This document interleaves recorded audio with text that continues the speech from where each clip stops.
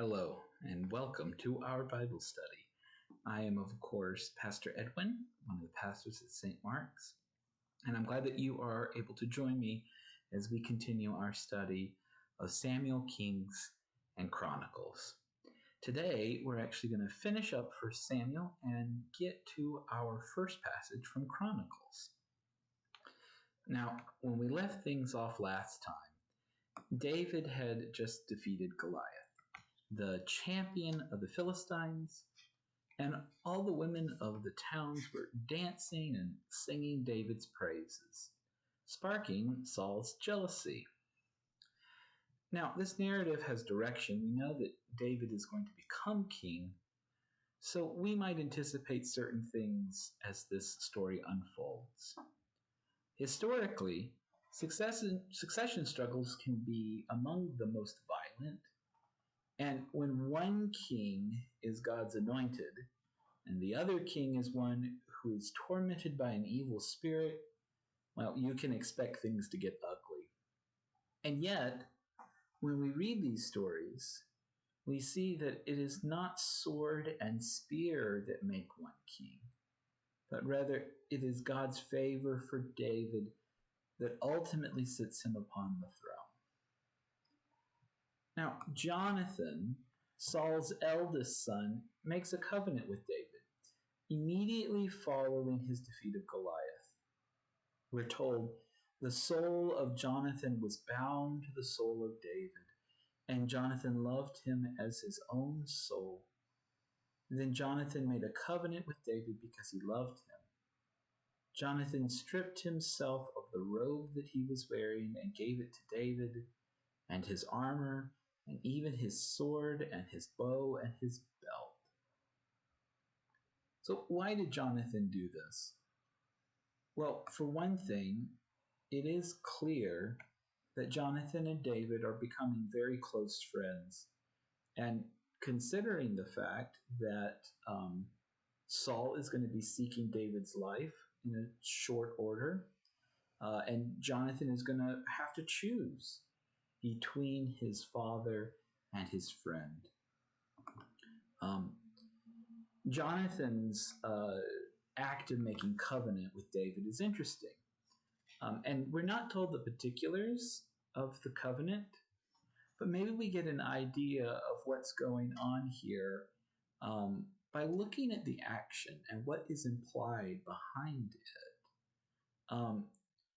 Johnathan strips himself of his robe, his armor, and his weapons.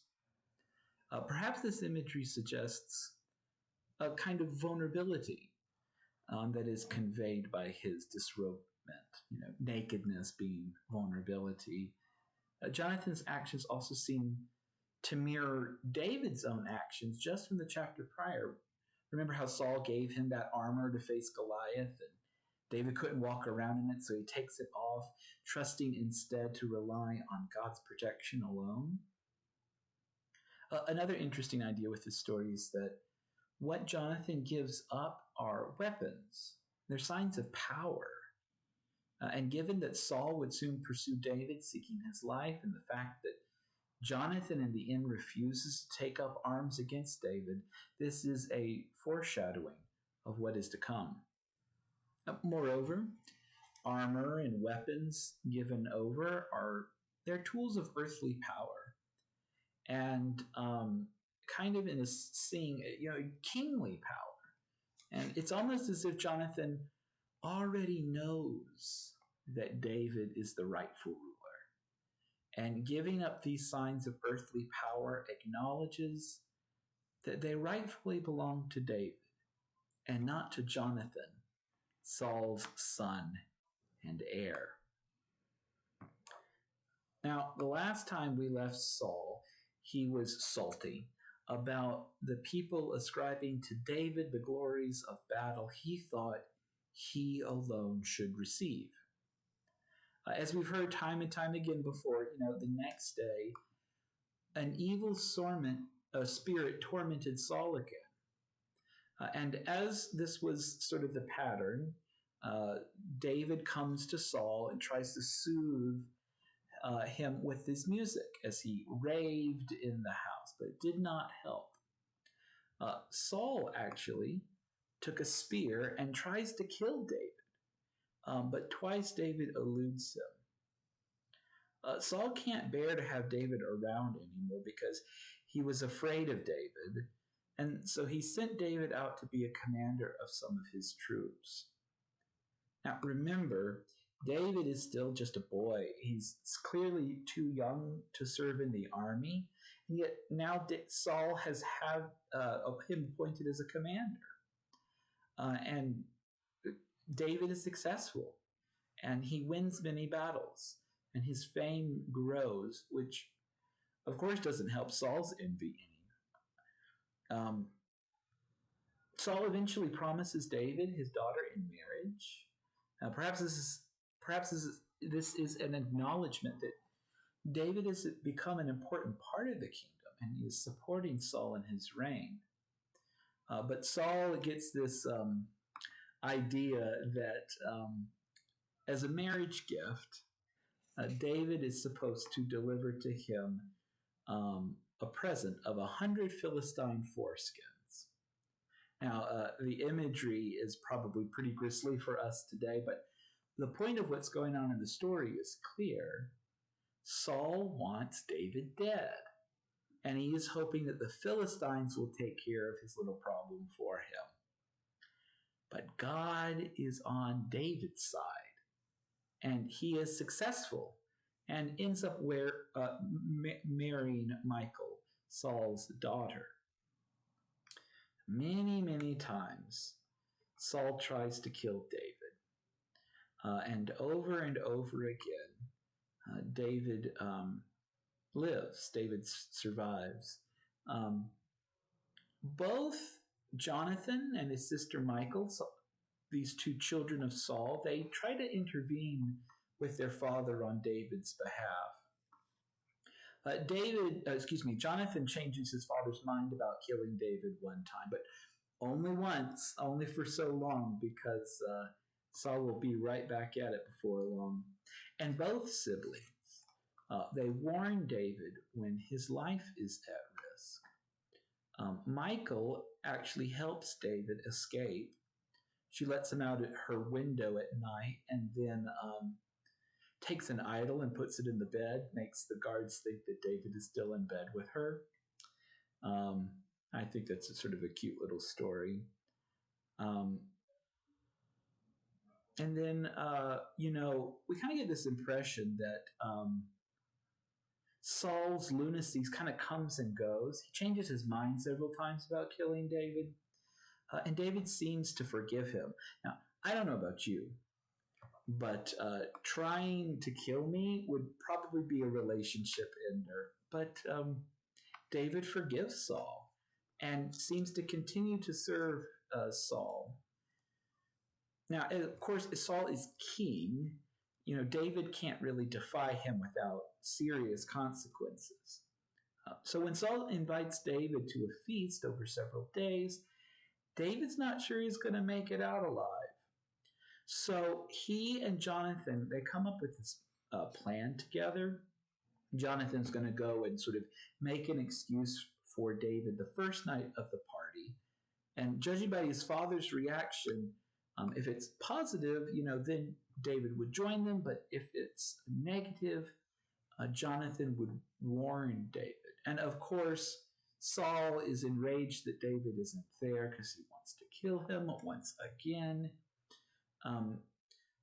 Jonathan warns David by kind of going out and doing this target practice. And he says, if my arrows land a certain place, or if they land beyond when I send my servant out, you will know by this signal. So Saul warns David. And then before they depart one another, they have this moment of intimacy together as friends. And the two men embrace just this one last time. And David finally flees for his life. He'll never see Jonathan again, and he will never be in the service of Saul again. Now, when people flee for their lives, they generally don't make any plans or preparations. And running for safety often happens at the spur of the moment. David is woefully unprepared when he flees for his life. And the first thing he does is he goes to this place called Nob. This Nob is where the tabernacle of the Lord was at the time. Now, the Torah appoints several different kinds of offerings to be given to God in the service in the tabernacle or later the temple. And we're probably most familiar with the animal sacrifices that took place, such as the Passover lamb. But there were many different types of offerings. There was offerings of wine and grain and oil, offerings of incense burned in the presence of God. And once a week, there was an offering of bread. These loaves of bread that were freshly baked, they were placed before the presence of God. And that bread would remain there for the week before it was taken and replaced with fresh bread. And the old bread was shared among the priests in the tabernacle. Now, when David shows up at Nob, he is without any provisions. He's without food. So he asks the priests for something to eat. And they tell him, we only have the bread of the presence. We only have the bread that's dedicated to God. And yet, the priests give David the bread of the presence. And even though it was an offering to God, even though it was only meant for the priests to eat, they share it with him. This act of mercy really helps to frame the wider discussions that we've been having with the themes of this book. Themes like obedience and mercy, authority, and abuse of power. Jesus himself draws on this story in Matthew 12. His disciples were walking through a field of wheat, and they plucked up the grains of wheat as they walked through it and ate it. Now, they were condemned for this because it was the Sabbath day, and of course, no work is to be done on the holy day of rest. But Jesus counters his detractors by pointing out that when David was hungry, the priest shared the holy bread with David. And this, of course, becomes a prefiguration story for our own meal of holy bread. In Eucharist, we offer to God bread, just as the priests at Nob did. And God takes it, but gives it right back to us, the very things that we offer to God. And then God blesses us with that, and God chooses to share the bread with us. Really cool little story here. Now, the priests of Nob, they help David out further. He has no armament, and he's about to face the wrath of the king whom he disobeyed. As it turns out, the sword of Goliath turns out to be there at Nob, and the priests give it to him before he leaves. But when word gets back to Saul that David has fled to Nob, he takes his army there and he confronts the priests. He just misses David, but somebody is going to get Saul's wrath. And when he learns what the priests did for David, he's so enraged that he kills them all and the entire town. Now, certainly Saul doesn't have any brownie points with me at this point. He's disobeyed God multiple times. He, made that rash oath. He's not been a very good commander. He's tried to kill God's anointed. But really, the slaughter of the priests of Nob marked this really dark turn towards extreme despotism. And Saul's really never going to escape that. Now, David continues to make a name for himself. He's a great warrior, and Saul continues to pursue him, hell-bent on killing him. But each and every time, just like before, David eludes Saul. There are these two specific examples of where David spares Saul's life. They're pretty interesting. The first time, Saul kind of wanders into this cave. He's got to use the bathroom and he wants a little privacy. But while he's there in the dark cave, he doesn't know that David and his men are actually hiding in there. David takes a chance in the dark, but instead of killing Saul, he cuts off a piece of his cloak, a little patch off. And then later, when Saul leaves the cave, he confronts him. And David basically says, look, you were close enough to you that I could have killed you, and I didn't. Can you not see that I am not your enemy? Now, Saul ends up relenting, but if we know anything about his tormented soul, it's that we know it won't last. And it's not long again until he's in a murderous rage seeking David's life again. The second time David spares Saul's life, he sneaks up into Saul's camp at night while the king is sleeping. And he's able to get life right there, but again, he spares Saul. He takes the king's spear, that same spear that, Saul tried to kill David with in the house. And later again, he shows Saul the spear as proof that David could have killed Saul, but instead chooses to spare his life. Saul relents once again, but we know it's not going to help him at this point. David continues to be this mighty warrior, building a name for himself, all the while eluding Saul and his troops. It's not an easy task, especially when you can't go to the cities or the towns to resupply, because that's where the king's men are. So David ends up asking for help from this wealthy man named Nabal. And Nabal just flatly rejects David. He's very wealthy, but seems to be very greedy. He doesn't want to share anything that he has. Nabal is not as generous with the Lord's anointed as he should have been. Instead, interestingly enough, it's his wife, Abigail. She is the righteous one. And when she learns of David's need, she comes to them and his men and brings them food. A little bit later on, Abigail tells her husband, Nabal, what she did. And almost like Nabal dies when he tells Abigail what she did, almost as if he dies of shock. And now this widow ends up marrying David. She is, of course, not his first wife. Saul's daughter was his first wife, but she didn't actually end up living with David. Once he fled, Saul married her off to somebody else. Abigail is the first wife of David, and they stay in relationship for their whole life.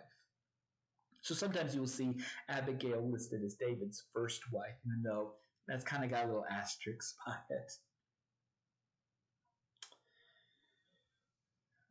Now, before David can fully sit on the throne for himself, room has to be made because Saul still sits on that throne. Even though he's strayed so far from God's path at this point, and so he's really quite desperate.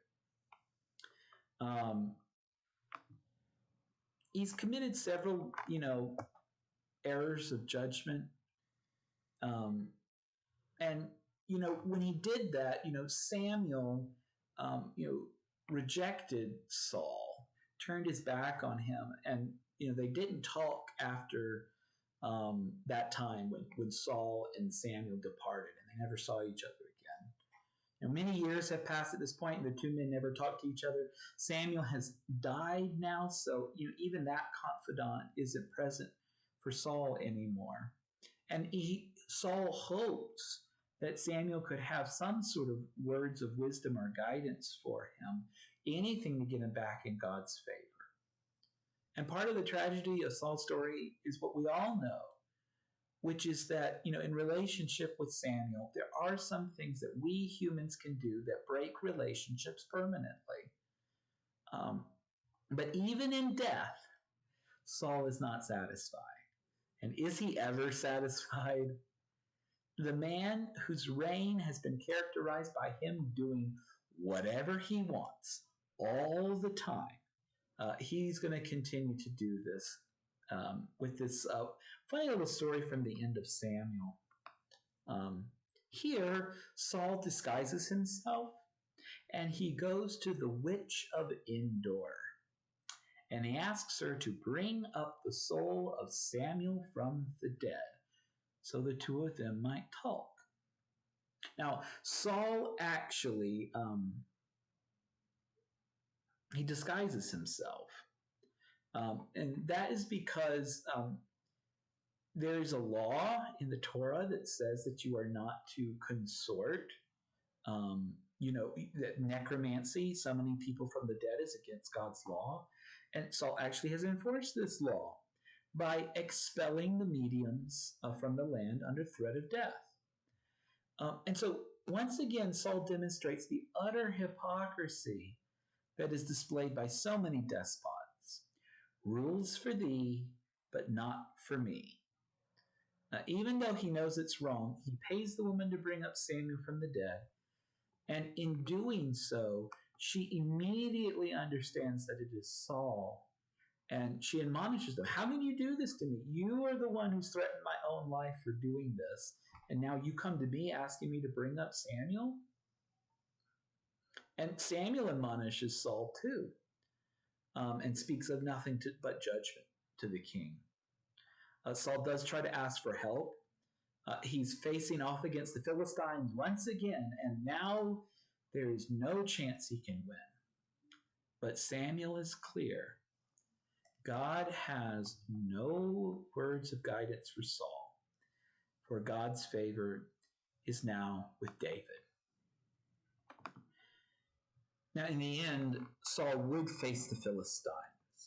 It would be him and his son Jonathan. And the thing is, they lost. They lost their lives. And in doing so, both of their lives end, as does the house of Saul. Saul is dead. There's no one to sit on his throne after him. And so we get this sort of last section about Saul's death here at the end of 1 Samuel. But it's also in the first bit of Chronicles. The first 9 chapters of Chronicles is this long genealogy, but starting in chapter 10, the first sort of narrative part of the book of Chronicles is about Saul's defeat at the hands of the Philistines and his death. So now we have a new book here in the mix, the book of Chronicles, which, as we discussed earlier, is going to parallel the rest of Samuel and all of Kings. Saul's reign was chaotic at best. He makes many mistakes, and for around half of his reign, there was actually a second king anointed from God. In the end, he loses everything. A powerful reminder to obey God's command. David will fill the power vacuum left in Saul's wake, and he will become the king of the united kingdom of Israel, raising God's people to the status of a nation favored as it never had been before. We will talk about that next time, as well as David's own fall from grace. But until then, peace be with you.